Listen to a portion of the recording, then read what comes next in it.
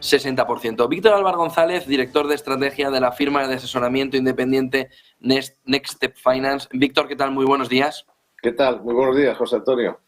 Bueno, el movimiento de Génesis en las últimas horas solo viene a darnos la sensación de que o consigue 1.000 millones o está en bancarrota, aunque lo niegue la compañía, y que a partir de ahí podemos empezar a temer una crisis sistémica venida desde el mundo cripto.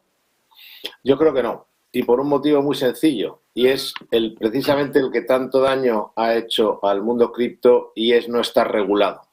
El hecho de irregulado, quiero aclarar, que no significa depender de los bancos centrales. Si las criptomonedas, que parto de la idea que son una buena idea mal utilizada, si las criptomonedas estuvieran reguladas por los bancos centrales, perderían toda su gracia, porque uno de sus valores es no depender de los bancos centrales. Dicho esto, el hecho de que no hayan estado reguladas, que significa que haya unas reglas del juego cuando se está operando con ellas, una supervisión para que no pasen estas cosas, los ha mantenido de alguna manera aislados del grueso del mercado. Es decir, que la mayoría, desde luego es nuestro caso y de mucha gente, de los, digamos, asesores, gestores, etcétera, que no todos, pero una gran mayoría, al ser un activo no regulado, no lo han recomendado a sus clientes o no lo han incluido en las carteras de sus clientes. Y esto es muy importante, porque se ha creado como una, por decir así, una frontera, un foso entre ese mundo. Si hubieran estado reguladas, probablemente con el marketing que han hecho, la publicidad que se ha hecho, cómo se ha vendido, etcétera, sí sería un riesgo sistémico. Pero al no haber estado reguladas, se establece, como digo, esa frontera entre estos activos no regulados y el resto.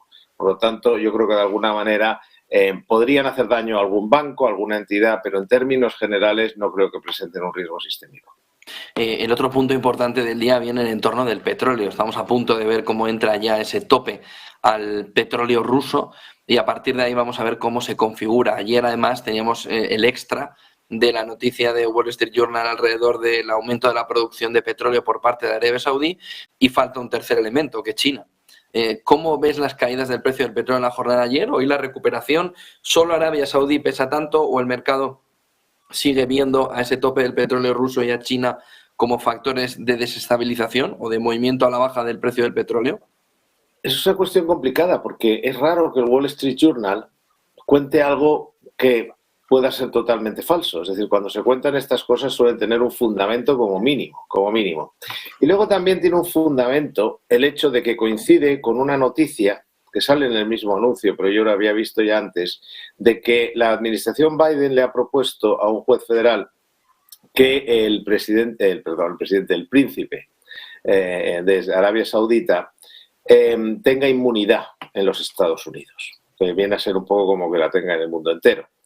Y esto es importante porque este señor, hay acusaciones de que pudiera estar supuestamente implicado en el asesinato, de hecho, de un periodista, hace ya cierto tiempo, Jamal Khashoggi, que fue lo que de alguna manera enfrió las relaciones entre Estados Unidos y Arabia Saudita, aunque probablemente había otros motivos menos conocidos, pero este fue el visible.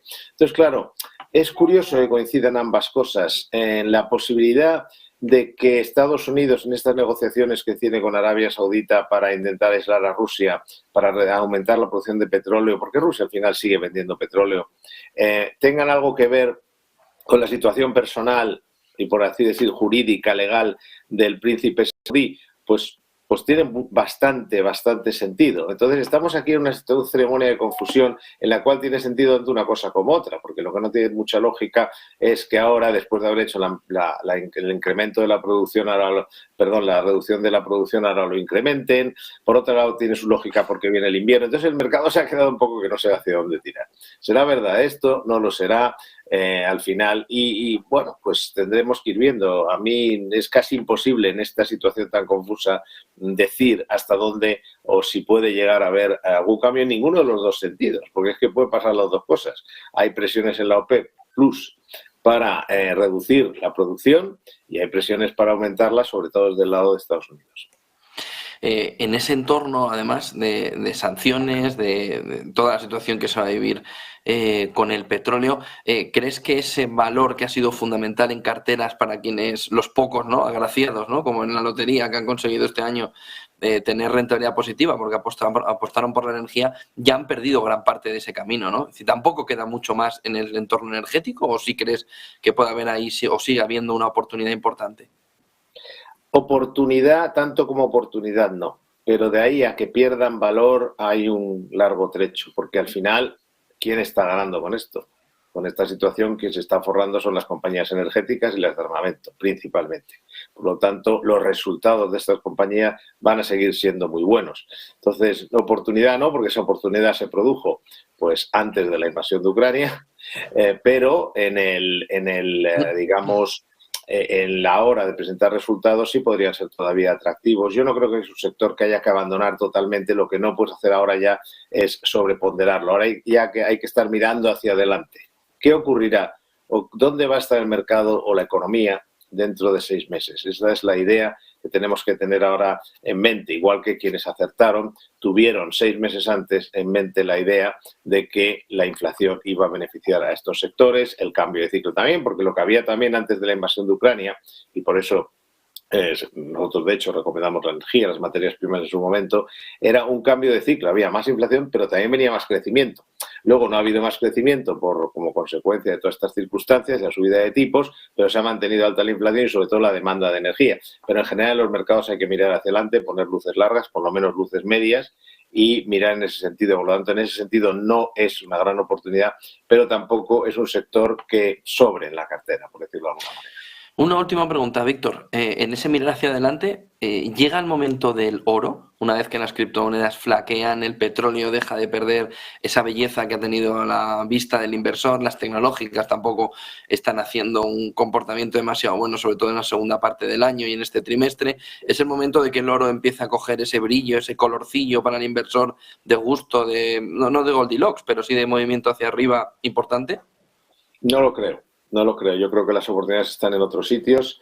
El oro, lo que sí es cierto, es que de cara al futuro, pero claro, lo que han perdido mucho las criptomonedas es la confianza. Esto es muy importante y uno de los motivos por los que eran atractivas, esto es muy importante, lo decíamos al principio, era el hecho de que no dependían, no solo no dependían teóricamente de los bancos centrales, sino que no dependieran de los gobiernos en el sentido de que, dicho de otra manera, probablemente la próxima crisis sea una crisis de deuda. Es decir, los gobiernos ahora tienen barra libre para endeudarse, se endeudan para todo. Es decir, cualquier problema se arregla con deuda.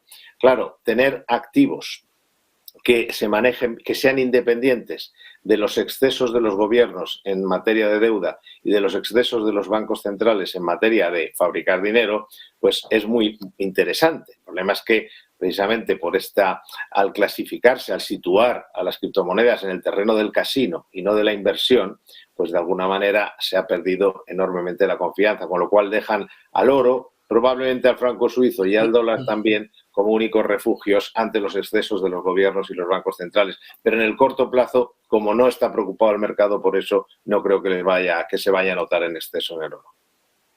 Muchísimas gracias, Víctor Álvaro González, director de estrategia de la firma de asesoramiento independiente Next Step Finance. Víctor, buen día y buen negocio. Gracias a vosotros. Buen día. Dos cuestiones clave que nos surgen ahora mismo en la fotografía del día. Una de ellas, lo que está sucediendo